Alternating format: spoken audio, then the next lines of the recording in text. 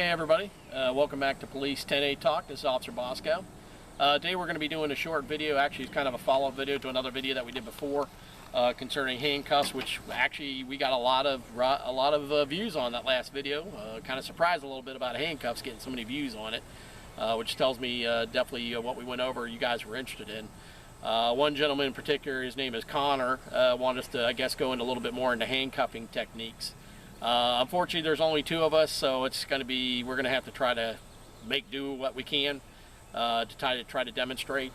One thing that, the main thing I believe he was asking about is how we hold the handcuffs, which is basically the easiest way. What you want to also do too is anytime you're in, you have your handcuffs, you want to try to get them on the furthest notch that you can get them, to make sure that when you put them on, they don't have to go as far.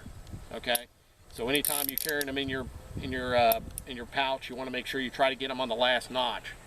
Okay, so that way when you're putting them on, basically you only have maybe one or two notches for this cuff to go before it locks. Okay, because it makes it just easier in case you got to put cuffs on someone quickly, which of course anytime you're handcuffing somebody, you want to try to get them on as quickly as possible. The ideal way to hold them is basically like I kind of explained a little bit in the other video, is basically like this when you have a link. You know, which, like I said, this is a little more difficult when you have a link chain, is to grab them like this. So that way they're both facing down. So that way literally you can just slap both cuffs on at the same time is what you ideally want. So this is basically the way you really want to hold them. Okay. Like I said, with the link, it's a little bit more difficult. That's the reason why I don't like these as much as these right here, which are the hinge. The hinge, it's easier because they're automatically lined up for you. Okay. And it just makes it a little bit easier when you're handcuffing somebody, which I guess this is called the handgun grip. I've never heard it called that, but I've heard that's the term for it. I just know this is the way I was taught to do it. We've also called it the speed cuffing grip as well. Yeah, I just call it the way I like to do it. The way I was trained to do it, because it's the easiest. You want to try to get both on at the same time. Now, if you got somebody struggling with you, you're pretty much going to have to get them on how you get them on. And you know, another reason why I like these two is because of the fact that you're guaranteed you're going to get these on correctly, the right way. Whereas these, you know, it's not uncommon when you're struggling with somebody, one cuff's like this and the other cuff's like that. So, and when you're trying to double lock them, that makes it a little bit more difficult, to say the least. Especially when they're messed up, or you know, you're just trying to get them on. Ideally, this is the best way to get them on. And what I'm going to do is I'm just going to show you the different locking mechanism. Actually, I'm going to use Joel, who's filming, is going to give me one of his arms, and I'm going to show you real quick the three different versions here, 3 different ways. Okay. So if the camera work is a little shoddy, just bear with us. Yeah, it's going to be a little bit weird because there's only 2 of us. Okay. Now this is the Peerless. Okay, these are the Peerless handcuffs. Okay, like I said, you want to try to hold them like this. Okay, and what you do, the ideal is just to slap them on. Okay, now these are very smooth cuffs, so you don't have to worry about it. You know, they're very smooth. You want to try to keep these oiled as best you can, because you want to make sure that they're real smooth going on. Now with these, like most handcuffs, with the Peerless, that's the piece that you got to double lock with. It's a little hole right there at the side. There's a little piece in there. Okay, and what you have to do, you have to push that in on a Peerless. Okay.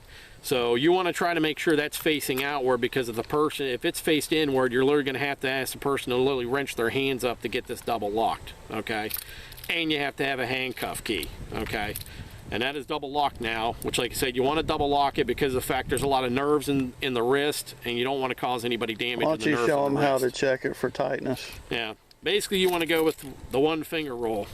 If you can get your finger in, that's plenty. Okay. Now with a males tend to have large hands and smaller wrists. Women tend to have small wrists and small hands. A woman, unfortunately, sometimes you got to get them a little bit tighter than you would a man, because of the fact that women can slip out of handcuffs a little bit easier, because this part of their hands generally a little thinner than a man's.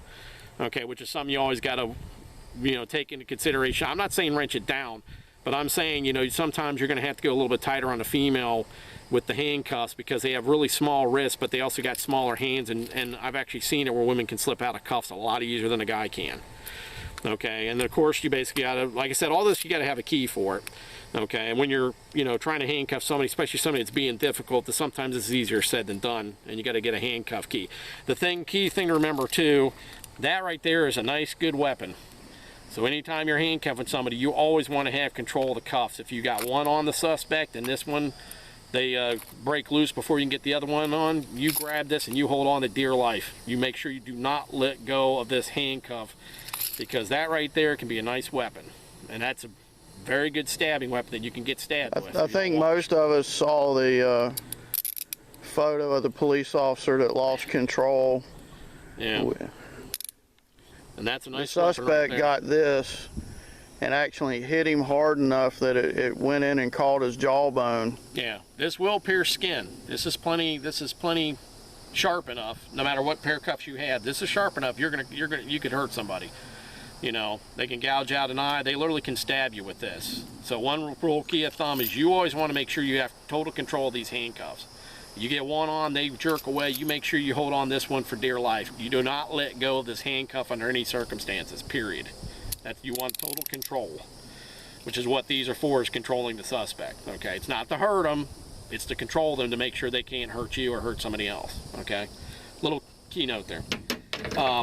This is going to be the Smith&Wessons. These are the older Smith&Wessons I have, which of course are the Link.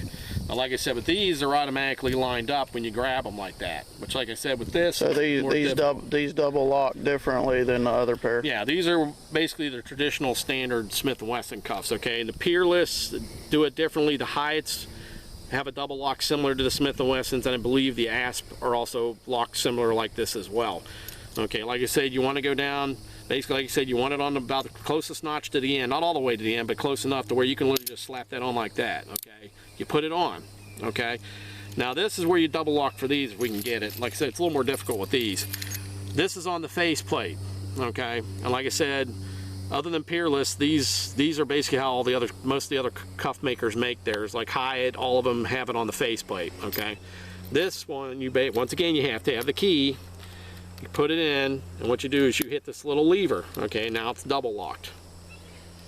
Okay, and like I said, the one finger rule, which I could almost put 2 fingers in there, but this is just for demo. Okay, now it's double locked.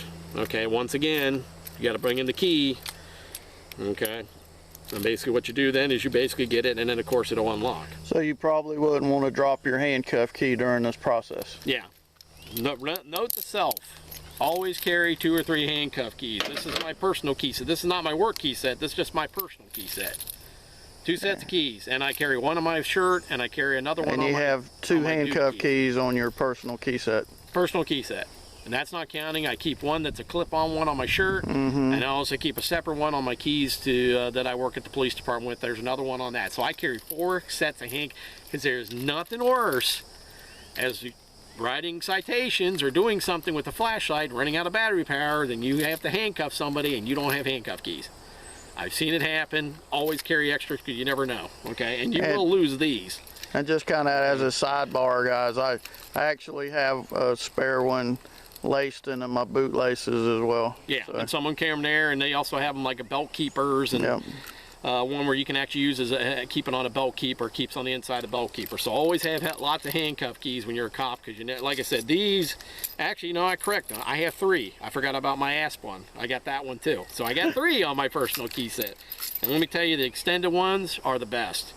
These are really hard, are a lot more difficult to lock. These are a lot easier, so you don't have, it's not as difficult. This is an extended one. I think this is actually, Asp. Don't quote me on that. Okay, but the extended ones are the best ones, and actually there's also one that has a little light on it, which actually Officer Joel has that on his. Okay, now this is the nice part about these other handcuffs that we went over last time. I don't need these for this. Okay, like I said, the same thing is you go in with this, slap it on. Okay, this time you don't need the handcuff key, which is nice, because then you don't have to be messing with it. Kind of twist it. Let me turn my arm around a little bit where I can see this. This is all you, and even if this is on the inside, it's real easy to access, even if it's on the inside, because like I said, we showed you last time, this is spring loaded. You pop that out, let it go back, and it's automatically double locked. Okay. So the convenience of this, like I said, even if it's turned like this way, if it was his opposite wrist and it's turned inside, all I got to do is reach around, pop it to double lock, and it's double locked.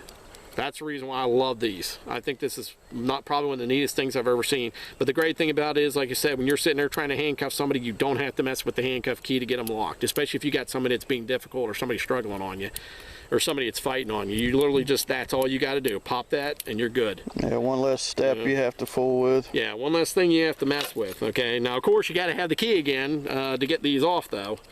But like I said, when you're struggling with somebody, you're trying to get somebody into custody at a scene or something like that, that's the reason why I love these new handcuffs. I think Smith&Wesson's got a great idea here.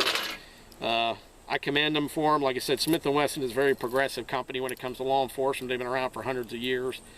And I like them because they you know, this is a great idea. I don't know who came up with it, but I tell you, this is cash money right here in law enforcement.